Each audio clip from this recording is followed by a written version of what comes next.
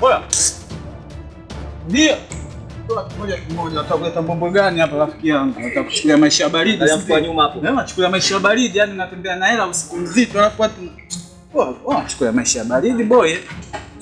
Tulia wewe, nakutembezea mchinji na kutembezea mijeledi alafu mpaka utasema ulisela kweli ndio maana kwenye mapi yani mtaani hapa hakuna mtu wa kuyatangaza. Sio unajua kwa kushoto huko. Achana. Wewe fika. Fika. Fika huko. Toka.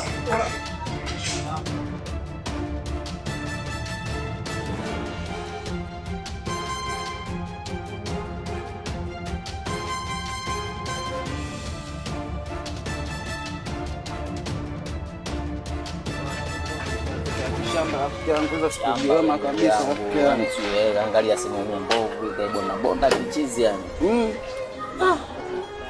Sema nini sasa hapo maisha ya kweli? Kwa sababu mimi ndo nilotoa kwa mfuko, si ndio?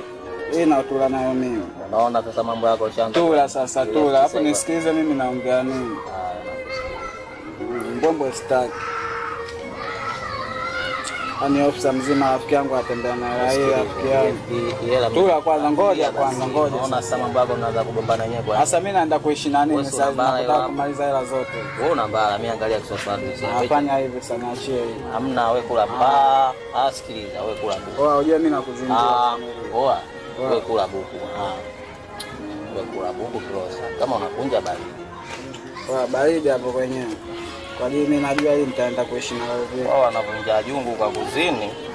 Sisi naiba. Mimi sina muda wa kwenda kufadilia mapenzi. Wanafadilia mapenzi wao wenyewe. Mimi na hapa spoil. Sema nini sasa?